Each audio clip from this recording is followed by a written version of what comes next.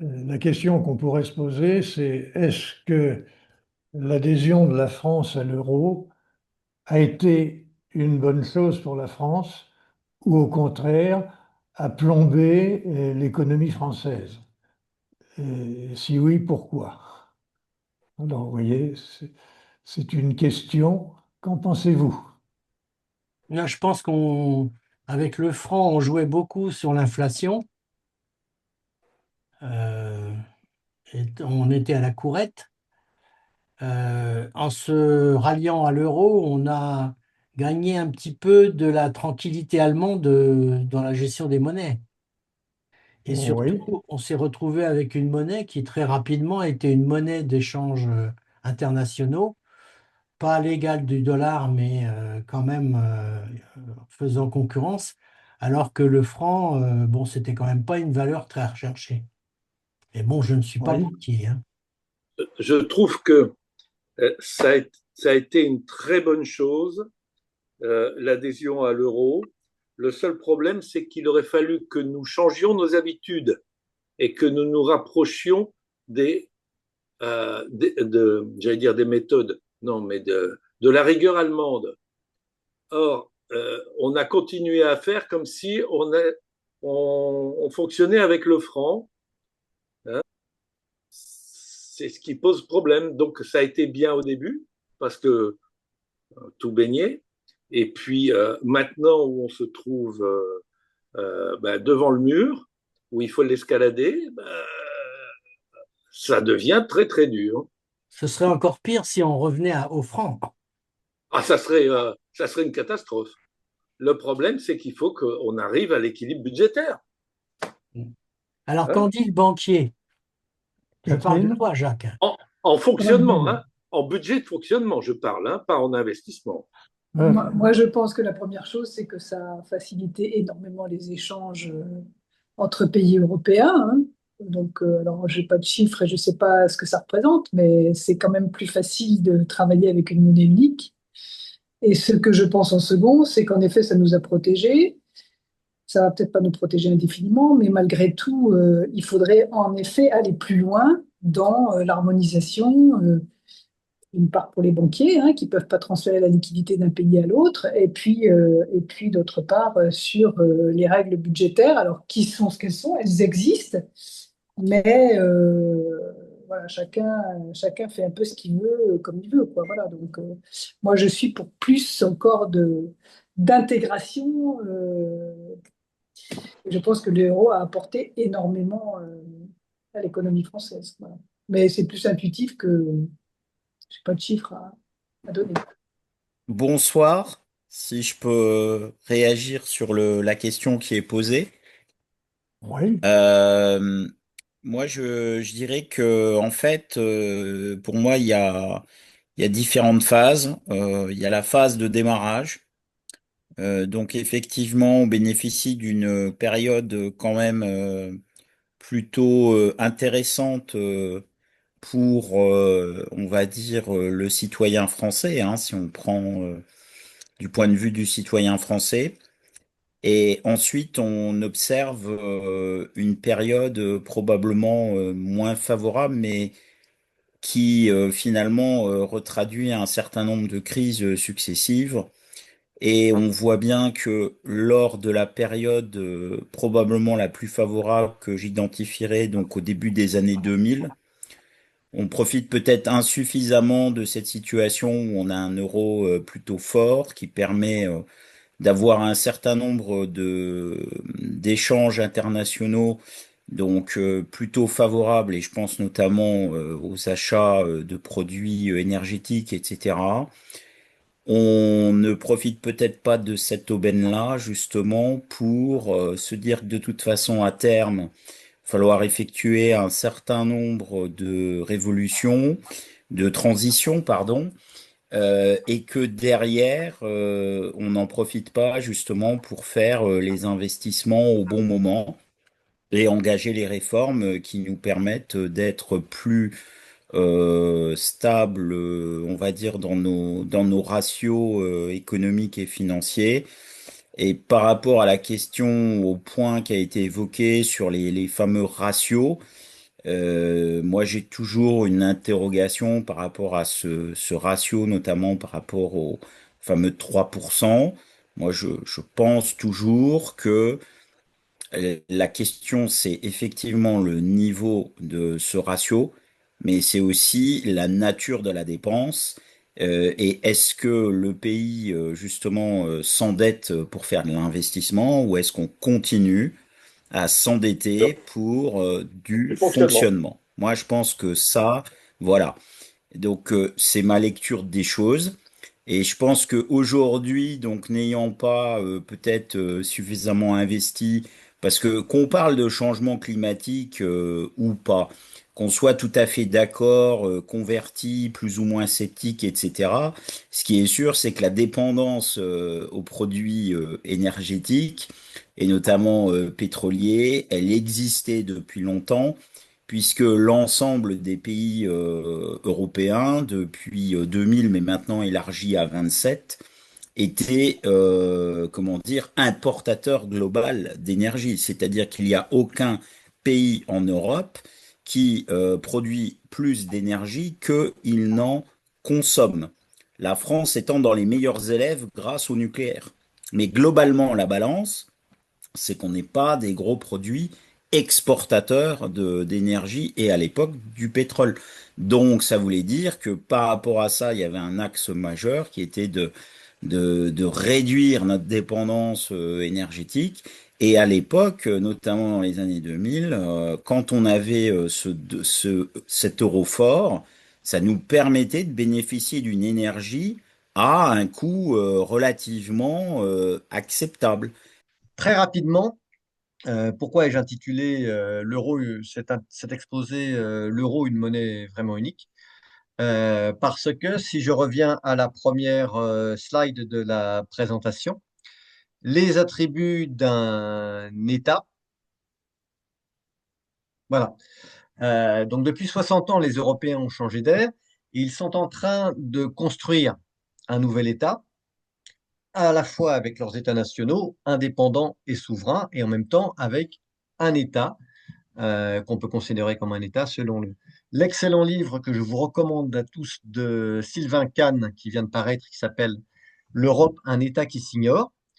Et cet État ou cette union attire puisqu'elle est passée de 6 pays à sa fondation à 27 aujourd'hui et que d'autres frappent à la porte puisque le Monténégro pourrait être, à partir de 2028, le prochain État membre. Si cette union invente une vie politique et un territoire, elle n'a pas encore tous les attributs de la puissance qui sont au nombre de 5. Diapositive suivante, s'il te plaît. Ces attributs sont au nombre de 5.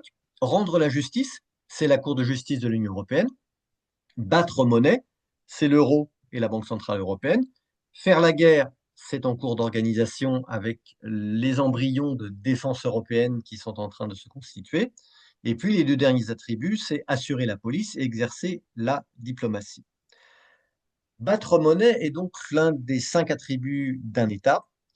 Et l'euro est une monnaie vraiment unique parce qu'elle n'a que 27 ans et qu'à 27 ans, c'est déjà la deuxième devise mondiale, celle partagée par 21 pays de langues, de structures et de règlements différents, que l'euro a vécu une crise existentielle dont je pense nous nous rappelons tous entre 2010 et 2015, qui l'a conduit à se renforcer via l'union bancaire et d'autres éléments importants, et qui bénéficie aujourd'hui d'un nouvel attrait du fait de l'instabilité mondiale, puisque des pays qu'on n'attendait pas, comme l'Islande ou la Norvège, ont montré récemment leur intérêt à joindre l'eurozone.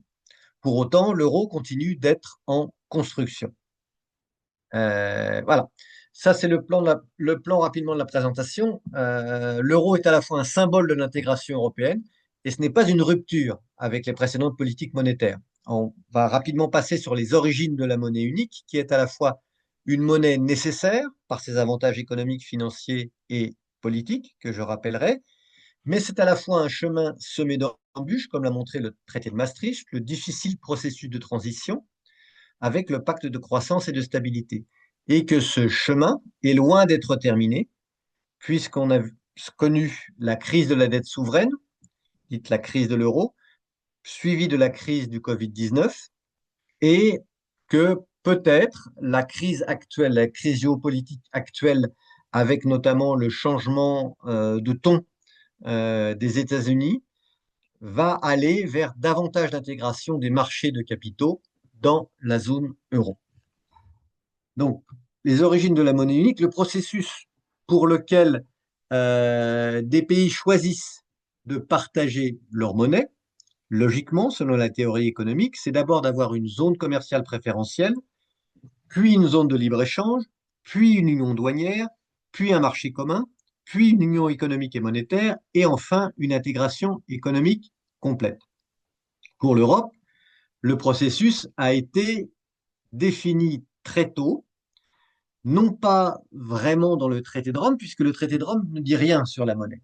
En revanche, il comporte deux projets d'intégration. Le premier, c'est l'union douanière, qui a été réalisée en 1970. Le deuxième, c'est le marché unique, lancé à partir de 1986, avec la libre circulation des biens, des services, des capitaux et des personnes. Alors pourquoi le traité de Rome disait peu sur la monnaie? Parce qu'à l'époque de sa signature, en 1958, nous étions encore dans le cadre de l'étalon dollar et que l'étalon dollar était relié à l'or et que pour les pays européens, il n'y avait pas de nécessité à penser à une monnaie unique. Pour autant, à partir de la fin de l'étalon or, le 15 août 1971, lorsque le président Nixon annonce la rupture la déconnexion entre l'or et le dollar et le début du régime des changes flottants, les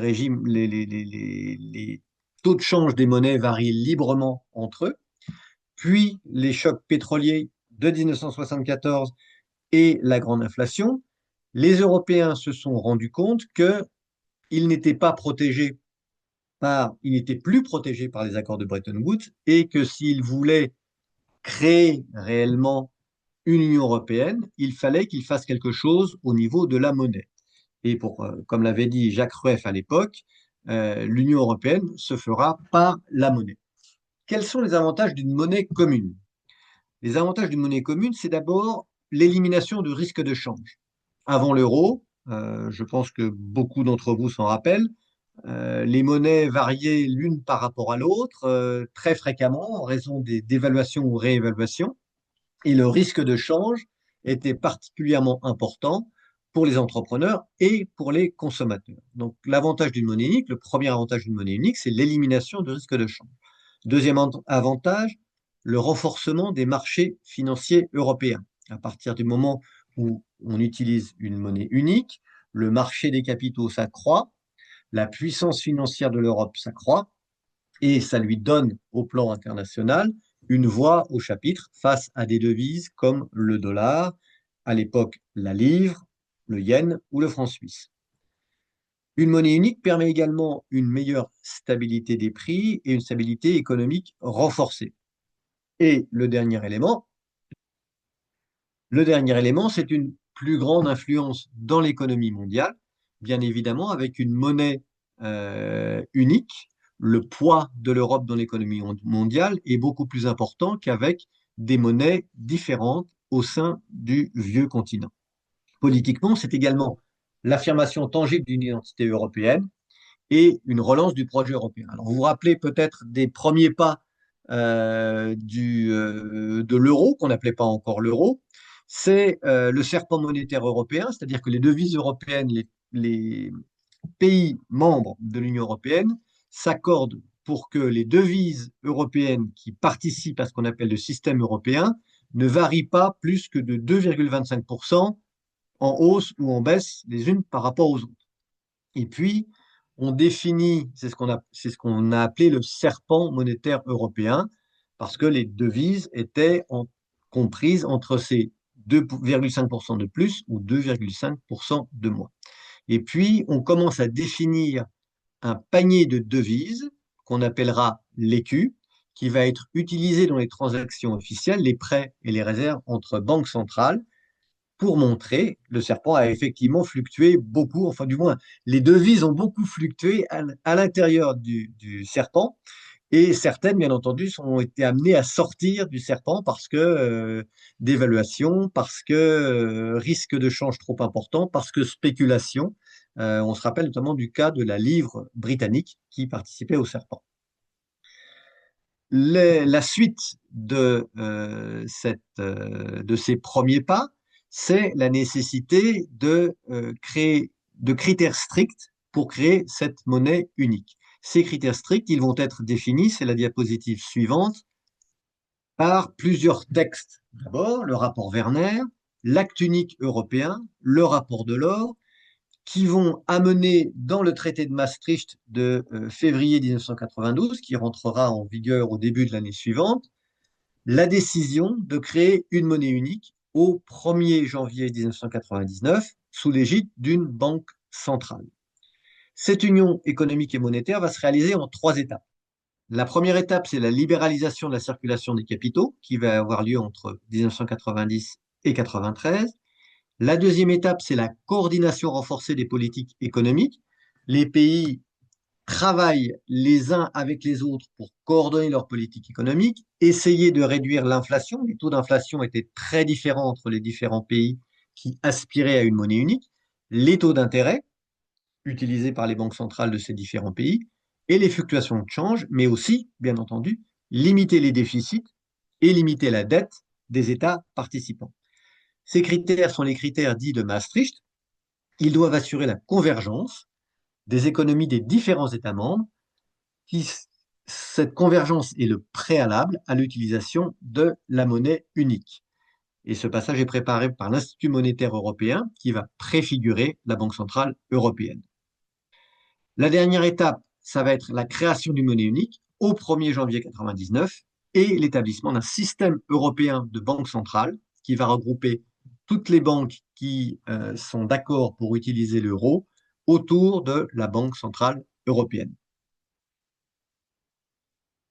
Alors, je rappelle rapidement les critères de convergence. La stabilité des prix. Il faut que les candidats à la zone euro aient des prix qui ne fluctuent pas de plus de 1,5% au-dessus du taux des 3 États membres les plus performants. Ça, c'est les critères à l'époque.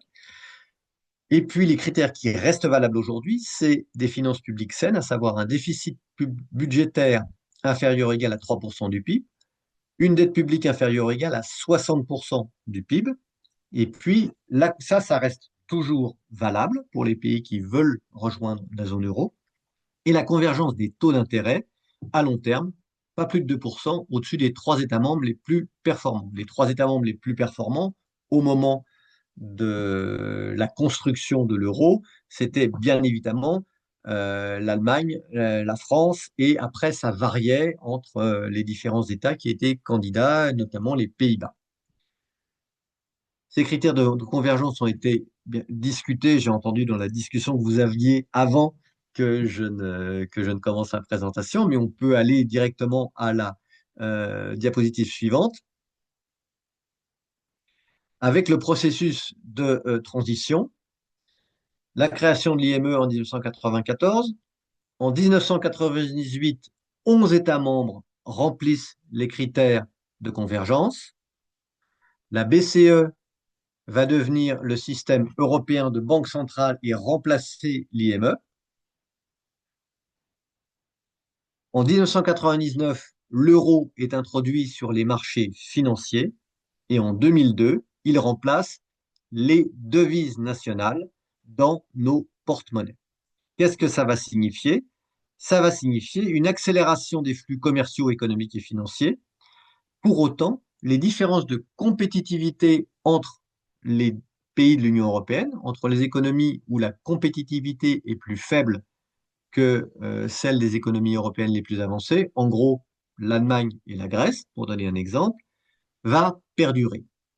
Et ça va conduire aux difficultés que l'euro va connaître à ses débuts et à la crise de la dette souveraine sur laquelle nous allons parler un peu plus tard. La transition a été complexe puisque, bien entendu, il fallait une discipline budgétaire. Le pays qui était le plus discipliné dans l'Union européenne, c'était l'Allemagne, avec une tradition de discipline budgétaire, une dette très faible et elle a poussé pour des critères contraignants qui sont les critères du traité de Maastricht, les 3% de déficit et les 60% de dette par rapport au PIB. Deux piliers, un pilier préventif, les États membres présentent les programmes de stabilité et de convergence, et un pilier correctif, si on dépasse les 60% ou les 3%, il y a des procédures qui sont prévues et qui qui peuvent aller jusqu'à des amendes pour les États qui ne respectent pas les critères de Maastricht. Les différences de compétitivité entre les différents États membres vont conduire à la crise de la dette souveraine entre 2010 et 2015. Pourquoi cette crise?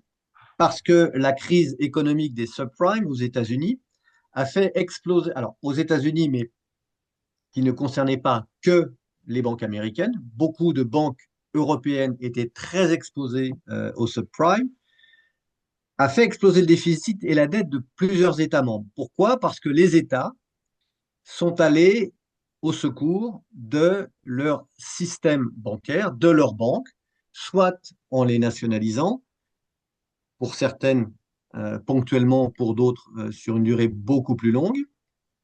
Par exemple, l'État allemand est toujours actionnaire de Commerzbank aujourd'hui. Donc, il y a beaucoup de banques européennes qui ont également disparu au moment de cette crise.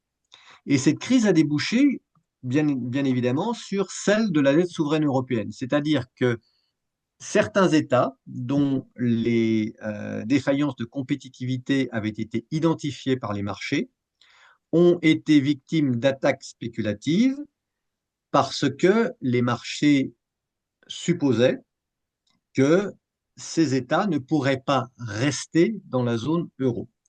C'est notamment le Portugal, l'Espagne, Chypre, l'Irlande et surtout la Grèce. Tout le monde se rappelle du Grexit, où les marchés estiment que la Grèce devra sortir de l'euro parce qu'elle ne peut pas, au vu de ses fondamentaux économiques, rester dans la zone euro. Et la zone euro ne sera sauvée que par le quoi qu'il en coûte de Mario Draghi.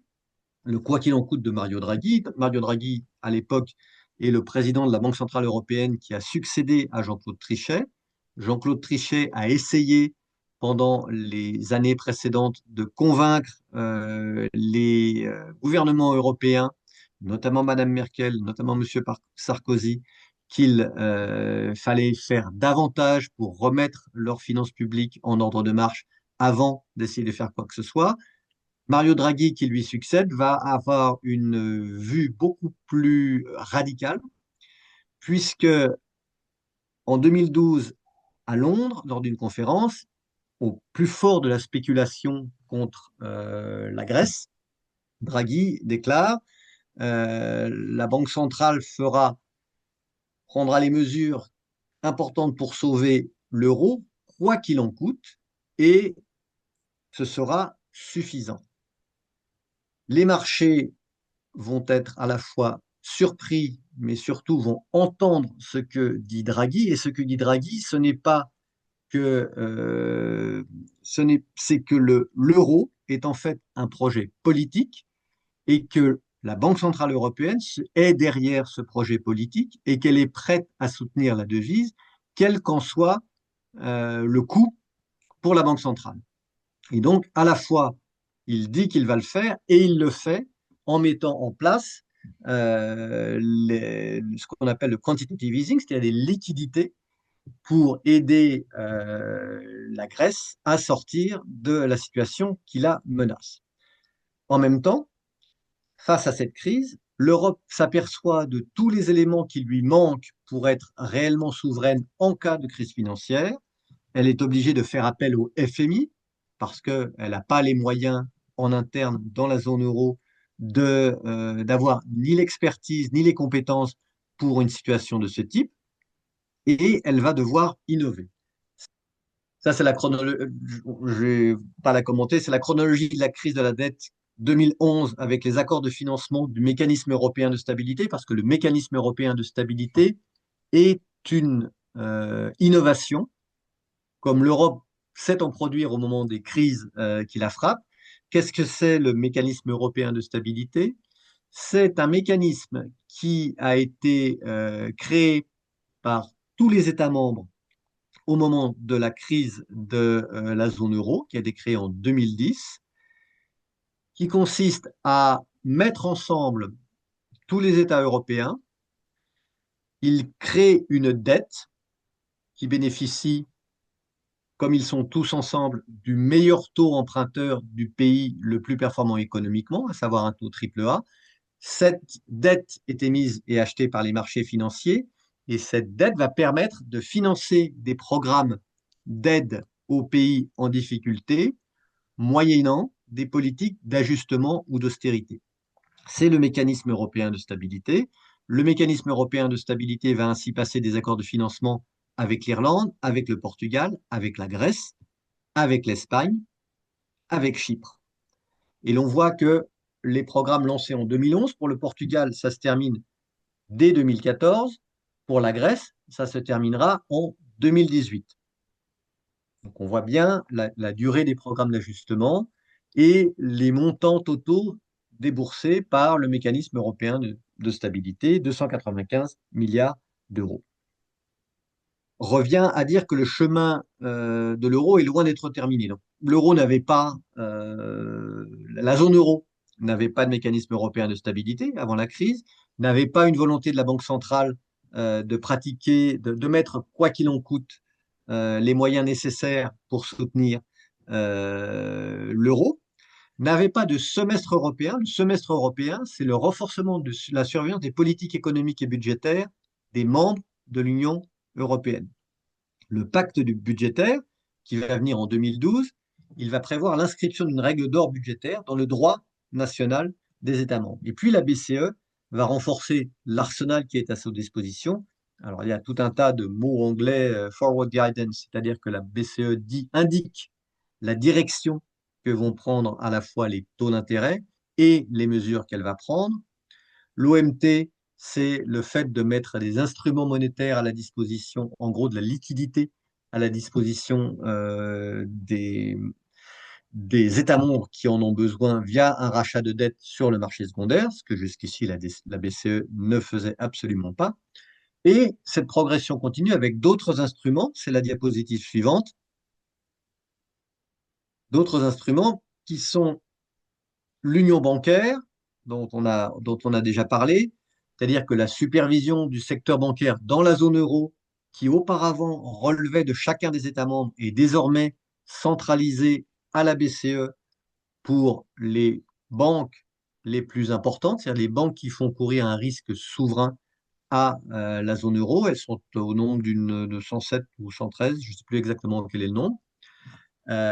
Et ça, c'est un moment important parce qu'auparavant, le régulateur grec, enfin la banque centrale grecque, contrôlait les banques grecques. Les banques centrales de tous les pays en difficulté contrôlaient leurs banques et la crise de la dette souveraine a montré qu'une supervision indépendante par des personnes d'autres nationalités que la nationalité de l'État membre était importante. Donc les principales banques de l'eurozone sont désormais supervisées par la BCE. Les défaillances des banques non viables peuvent être résolues grâce au mécanisme de résolution unique. Le mécanisme de résolution unique, ça veut dire que chaque banque de la zone euro cotise à ce mécanisme de résolution unique pour créer un fonds qui, en cas de défaillance d'une banque de la zone euro, pourra être utilisé.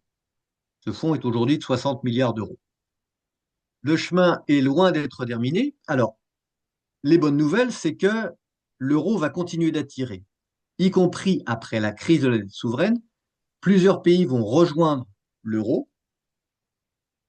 et malgré la crise, la zone euro va passer à 21 membres. Aujourd'hui, il y a 21 pays qui sont dans l'eurozone et les pays qui ne sont pas dans l'eurozone sont liés à la BCE par des accords d'échange et de supervision. La crise du Covid qui va arriver juste après, 2020, va, elle, permettre de lever deux tabous. Le premier tabou, c'est l'endettement commun. Jusqu'ici, les pays dits frugaux, Allemagne, Pays-Bas, pays scandinaves, refusaient l'émission d'une dette commune pas de dette commune dans l'eurozone. Pourquoi émettre une dette commune alors que nous avons fait les efforts nécessaires pour la stabilité de notre économie et que les autres ne l'ont pas fait? Il n'y a aucune raison de le faire. Là, avec la crise du Covid-19, qui est une crise cette fois-ci sanitaire, qui frappe tout le monde de la même manière, quelles que soient les mesures économiques ou le gouvernement dans ces pays, va permettre de lever ce tabou et il va y avoir un endettement européen dans le cadre du plan qui s'appelle Next Generation EU, 750 milliards d'euros, la moitié en endettement, qui est mené par la Commission européenne, et l'autre moitié en prêt.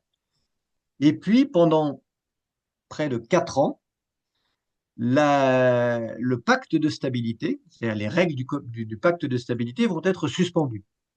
C'est-à-dire que les États membres vont pouvoir émettre de la dette sans tenir compte des fameux critères de Maastricht. Mais le prix à payer, si j'ose dire, c'est que chaque État va présenter une trajectoire budgétaire sur plusieurs années qui va être adaptée à sa situation et qui sera validée par la Commission européenne. Alors, aujourd'hui, l'euro est la monnaie officielle de 21 des 27 États membres de l'Union. Il y a plus de 350 millions de personnes qui l'utilisent. Pour autant, son influence va largement au-delà des frontières de l'UE, puisque dans le monde, plus de 60 pays et territoires, et ça fait 175 millions de personnes supplémentaires, ont directement ou indirectement rattaché leur monnaie à l'euro. L'euro est devenu la deuxième monnaie de réserve dans le monde, après le dollar, c'est-à-dire la monnaie utilisée pour les emprunts, les prêts, les réserves des banques centrales. 20% des réserves de change pour l'euro, 57%, près de 58% pour le dollar. Donc une devise qui s'est installée dans le paysage mondial. Pour autant, ça c'est la zone euro aujourd'hui, les membres de l'Union, l'utilisation de l'euro en dehors de la zone euro. Pour autant, ainsi que le montrera la slide suivante, la construction de l'euro n'est pas terminée.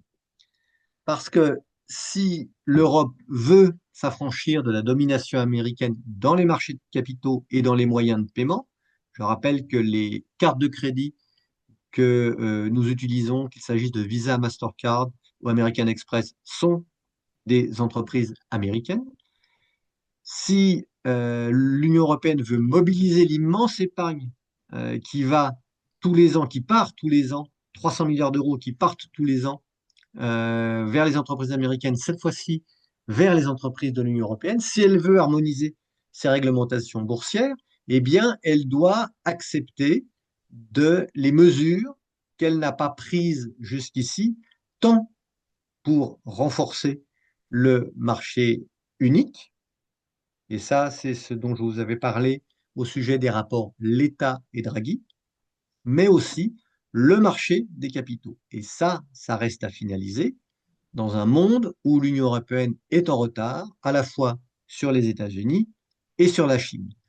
Et ce sera ma slide de conclusion après celle-ci, si je ne m'abuse, il y en a une, qui est que l'avenir de l'euro, comme l'avenir de l'Union européenne, il dépend de la volonté des Européens, des États membres, d'avancer dans cette voie. Mais nous avons de moins en moins de temps et les oppositions entre États membres restent fortes. On l'a vu récemment, enfin, on le voit toujours puisque l'offre est en cours. Vous avez peut-être suivi cette offre de rachat de Unicredit italien sur Commerzbank allemand. L'État allemand freine des 4 fers pour ce rachat parce qu'il considère que Commerzbank est une banque trop importante pour être rachetée par une banque italienne, alors que logiquement, rien ne s'oppose à ce que Unicredit, qui est plus sain financièrement et plus fort financièrement, rachète Commerzbank. Donc, c'est un exemple type des contradictions des États membres. Là, c'est l'Allemagne, mais ça pourrait être d'autres États. Un État membre est d'accord pour avancer sur l'union des marchés de capitaux, sur l'union bancaire, etc. Mais lorsque le cas précis se présente chez lui, du rachat d'une banque nationale par une banque d'un autre pays de l'Union européenne, il dit ah, mais non, ça, c'est pas possible parce que ma souveraineté en dépend. Donc voilà, la volonté européenne, c'est aussi la volonté de dire, OK, si on veut faire un marché unique, une Union européenne des capitaux, etc., il faut accepter ce genre d'opération. Et je conclurai là-dessus et je suis prêt à répondre aux questions que vous avez. Vous en aviez beaucoup avant que je fasse la présentation, donc je pense que vous en aurez peut-être après que je l'ai terminé. Et merci pour votre patience parce que ça n'a pas été facile à réaliser. La première, on a parlé des règles rigoureuses de l'Union européenne en ce qui concerne l'euro. Il y a un Oui. gros problème, c'est Mhm. qu'elles ne sont pas appliquées. Oui. Et l'Union européenne manque absolument de volonté pour faire appliquer ces règles. Et ça a des conséquences catastrophiques, notamment en France. Deuxième observation, c'est que la France, avant l'euro, régulait son activité par des dévaluations. Rappelez-vous, Mitterrand, entre 80 et 83, 3 dévaluations.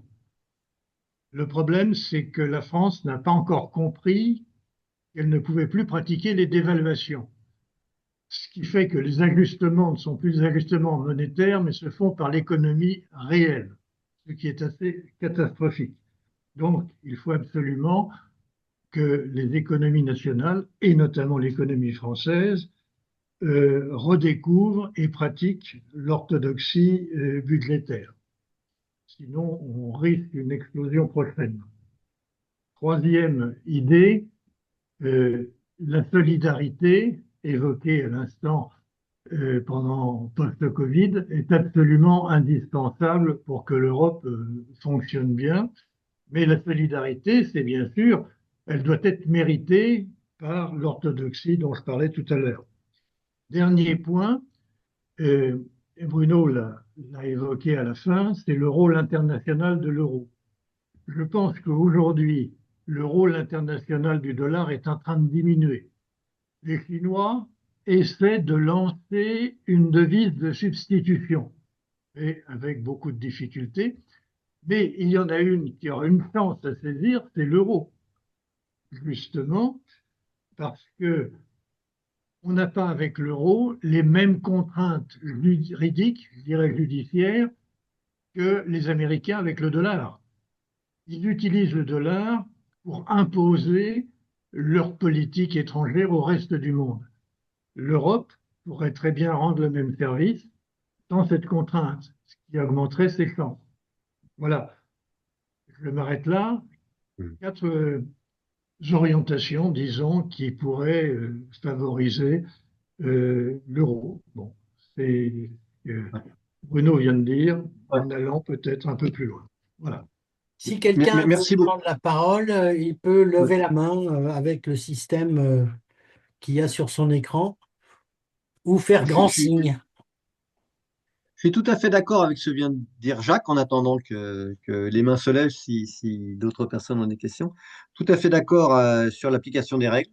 L'Europe, enfin les États membres, beaucoup des États membres n'ont pas appliqué les règles, même tous les États membres, où aucun État membre n'a vraiment appliqué les règles, puisque la France et l'Allemagne ont été les premières à ne pas les appliquer juste après le lancement de l'euro.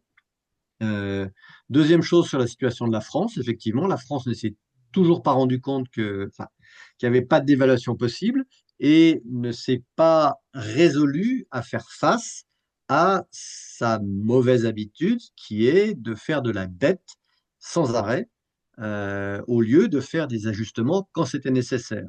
Et le prix à payer, malheureusement, c'est que ces ajustements vont devenir de plus en plus douloureux alors qu'ils auraient été beaucoup moins douloureux à faire il y a quelques années. Sur la solidarité, effectivement, la solidarité se mérite, et pour la France aussi, c'est le cas. Elle le paye aujourd'hui avec des taux d'intérêt qui sont supérieurs à ceux d'Italie ou de l'Allemagne, bien sûr, quand elle emprunte, mais aussi l'Italie, parce que sa politique économique et surtout sa stabilité politique n'est pas jugée complètement crédible par les marchés. Et donc, les taux d'intérêt sont élevés quand on emprunte. Et je rappellerai que le coût de ces taux d'intérêt élevés pour l'année 2026, ça va être 75 milliards d'euros et que dans 2 ans, ça sera 100 milliards d'euros. Donc, Mais c'est pas rien. et c'est pas rien, 75 milliards d'euros, c'est plus que le budget de l'éducation nationale, c'est plus que le budget de la défense réuni. Et ça, c'est le coût de la dette. Donc la dette, c'est très bien, mais il y a un moment donné où il faut montrer qu'on peut aussi la diminuer et pas seulement l'augmenter. Et puis sur la dernière remarque qu'a fait Jack, contribution plutôt, la concurrence la concurrence au dollar. Le dollar est effectivement, alors, en perte de vitesse, du moins, sa part dans les réserves internationales diminue du fait de la politique américaine, du fait que les gens qui utilisent le dollar, les pays qui utilisent le dollar, les entreprises qui utilisent le dollar sont soumises à la loi américaine et à la justice américaine, quel que soit l'endroit où elles se trouvent, et que de plus en plus de pays ne veulent pas subir les diktats d'une administration américaine qui devient de plus en plus versatile. Alors, est-ce que l'euro peut profiter de cette faiblesse du dollar pour gagner des parts de marché?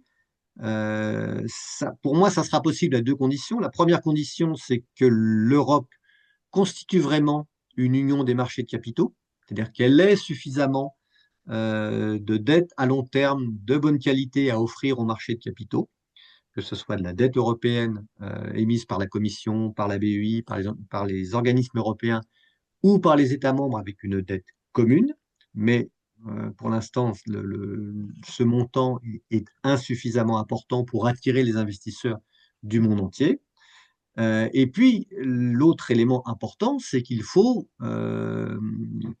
être commercer en euros et commercer en euros hors de la zone euro. Or, les habitudes qui ont été prises jusqu'ici, c'est de commercer en dollars sur des produits de tout ordre, qu'il s'agisse de biens finis ou de matières premières.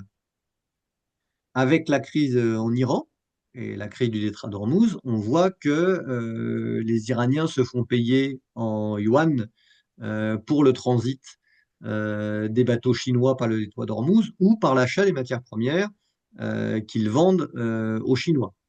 Même chose avec les Russes qui utilisent la monnaie chinoise pour payer les importations qu'ils font de ce pays, au détriment, bien entendu, du dollar, mais aussi au détriment de l'euro. Alors, est-ce qu'ils sont prêts à utiliser l'euro? Non, parce que avec la Russie, il y a des sanctions qui les rendraient qui les exposeraient aussi à des sanctions européennes, mais on peut très bien concevoir que pour certains produits, les entreprises européennes demandent à être payées en euros plutôt qu'en dollars. Ça suppose un changement, une évolution des mentalités et des pratiques qui n'est pas encore en cours. Mais peut-être que ça va être facilité par l'attitude actuelle des États-Unis. Merci de ces explications très précises. Et Si je peux, oui, Benoît. ouais, si juste je peux apporter un petit complément par rapport au début, oui, allô, oui, par Oui, on rapport au t'entend. début de l'intervention euh, oui, donc par rapport au début de l'intervention, moi je voulais juste réagir par rapport à cette question liée effectivement au marché financier qui effectivement envoie des signaux pour dire que il faut être plus rigoureux dans la gestion, notamment si on prend l'exemple français. Donc ça, oui. Par contre, là où j'attire l'attention, c'est toujours par rapport à ces ratios et par rapport à ces chiffres, c'est qu'est-ce qu'il y a dans cette dette? Est-ce que il y a des efforts qui sont faits sur le volet fonctionnement? Le volet fonctionnement ne passe pas que nécessairement par l'alignement sur le ratio, par exemple, du pourcentage du PIB consacré aux retraites ou ce genre de choses. Je pense qu'il faut l'apprécier plus globalement. Par contre, ce qui serait intéressant de voir par rapport à ces dépenses, c'est si effectivement les pays font des choix qui permettent de construire l'avenir. Et je pense qu'on ne peut pas apprécier des sujets tels la retraite uniquement à travers des ratios financiers. Par contre, il nécessite de faire des choix. Et là où je vous rejoins, c'est sur la réduction des dépenses et l'orthodoxie budgétaire, c'est-à-dire qu'à un moment, les chiffres nous rappellent à la réalité. Par contre, il reste des choix à faire. Et ça, est-ce que les choix doivent être homogènes entre les États ou est-ce qu'ils doivent être harmonisés? Ce qui pour moi n'est pas tout à fait la même chose parce que l'harmonisation, c'est pour moi une dimension plus forte que celle de l'homogénéisation. Voilà. Donc, toujours effectivement tendre vers une certaine convergence. Faut-il aller vers l'harmonisation? Je suis plus, comment dire, réservé par rapport à cette Euh, lecture des que- choses. Question, Benoît. Par harmonisation, qu'est-ce que tu entends exactement? Oui, Parce qu'avec un âge de départ en retraite en France de 63 ans maintenant, ça aurait dû être 60, c'est 63. Un âge de départ en retraite en Italie à 70, en Allemagne à 70. Qu'est-ce que c'est l'harmonisation dans ce cas-là? oui. Ce que je veux dire par là, c'est que regarder une politique comme celle-ci uniquement en fixant un âge de départ à la retraite, un ratio qui vise à comparer des dépenses liées aux retraites rapportées par exemple au PIB et à la richesse créée, puisque finalement c'est la richesse créée qui est le juge de paix hein, dans tous ces ratios où l'on compare effectivement ces politiques publiques. C'est regarder un élément, mais ce n'est pas regarder l'ensemble des dépenses publiques qui sont dans les dépenses sociales et qui finalement vont avoir parfois des effets de transfert vers d'autres dépenses sociales. Je m'explique. On sait qu'on a des effets de report, par exemple vers la prise en charge jusqu'à l'âge de retraite, vers le RSA, les choses comme ça. Ce que je veux dire, c'est qu'il faut l'apprécier globalement et pas en ne regardant que un dispositif. C'est-à-dire que c'est au niveau de l'ensemble des dépenses sociales qu'il faut revoir les dispositifs et après, c'est la place de chacun. Ce que je veux dire, c'est qu'on peut avoir une réduction sur certains dispositifs, mais c'est pas nécessairement que le dispositif de la retraite qui va être l'alpha et l'oméga. Parce que si on réduit sur l'un, on sait qu'on aura des effets de bord sur d'autres politiques publiques qui dépendent du social et qui coûteront autant. C'est ça que je voulais dire, hein. C'est juste ne pas l'apprécier que par un seul prisme. Merci, Benoît. Bon, Quelqu'un d'autre veut-il... Oui, voilà. Jacques? Oui, euh, je veux intervenir sur le rôle international de l'euro. Vous avez un sujet qui est en cours de discussion de temps en temps, c'est le blocage des avoirs de la Banque centrale russe. Oui. D'aucuns disent qu'il faut utiliser cet argent, par exemple, pour financer la défense de l'Ukraine. Si jamais on fait ça, il est évident que on efface pour longtemps la confiance que la Russie et disons le reste du monde derrière pourraient faire à l'euro. C'est-à-dire que si on confie les avoirs russes, jamais on ne deviendra la banque du reste du monde. Et il y a un petit problème, c'est que l'Occident est archi minoritaire. Et en plus, l'Occident est divisé. Donc ce serait une erreur de confisquer cet argent qui pour l'instant est bloqué, mais restituable à la Russie au moment de la signature de la paix. Bon, sur l'autre point, je suis d'accord avec la distinction de Bruno sur fonctionnement et investissement, sans avoir de Bruno, de Benoît, hein, sans avoir à Hmm. discuter ce point-là. En ce qui concerne les dépenses sociales, le problème est plus délicat parce qu'il faut tenir compte des évolutions démographiques, d'une part, et d'autre part, il faut tenir compte du taux de croissance à long terme. Parce que si la France continue à provoquer le départ de ses talents, y compris des entreprises, avec une fiscalité excessive, on n'est pas prêt de trouver un équilibre. Vous voyez, le modèle est assez complexe. Ok, d'autres commentaires? Non, tout à ouais, alors, juste pour les deux points sur lesquels je suis. Alors, sur l'utilisation des avoirs russes, pour l'instant, il me semble qu'on s'en éloigne.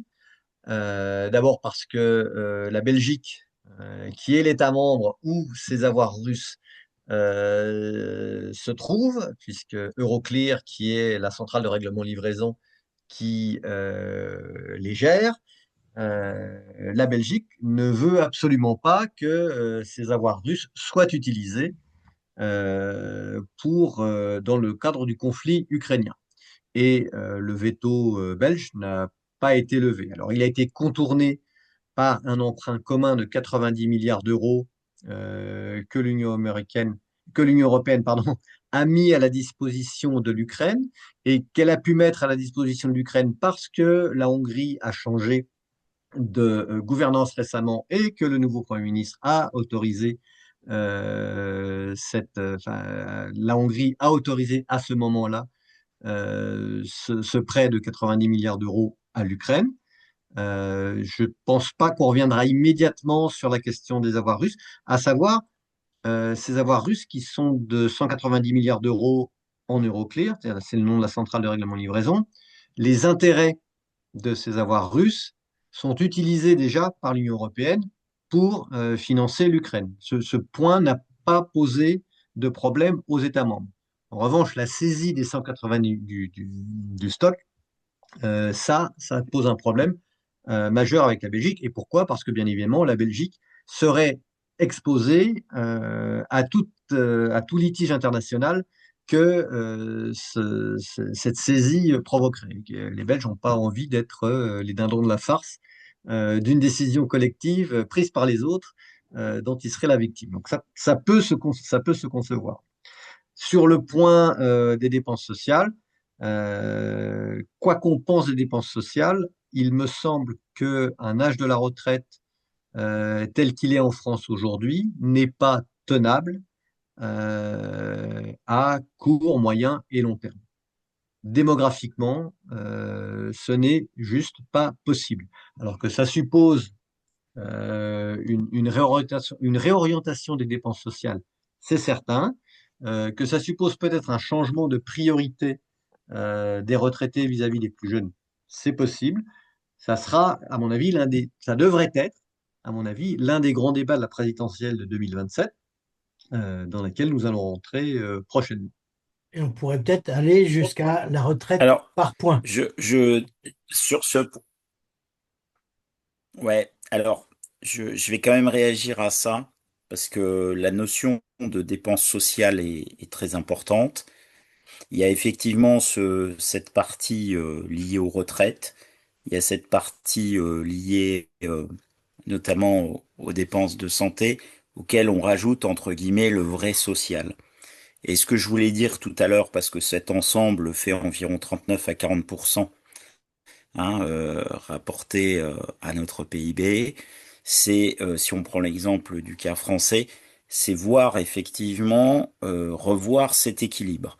Et ce que je voulais simplement dire tout à l'heure, c'est que même si effectivement il y a des raisons démographiques, et ça c'est incontestable, ça s'applique sur l'ensemble des pays de l'Union européenne, ça n'empêche pas que il faut bien voir que à partir du moment où il y aura la mise en place de nouvelles mesures, par exemple sur l'allongement du départ en retraite, qui n'est pas nécessairement, je veux dire, corrélé avec le nombre d'années de cotisation. Ce que je veux simplement dire par rapport à ça, c'est qu'il peut y avoir des reports et des effets sur d'autres dépenses sociales. Et ce que je veux dire, c'est l'important, c'est que ces effets-là, ils doivent être bien vus en amont pour que, effectivement, sur l'ensemble des dépenses sociales, dont la retraite, ce soit effectivement,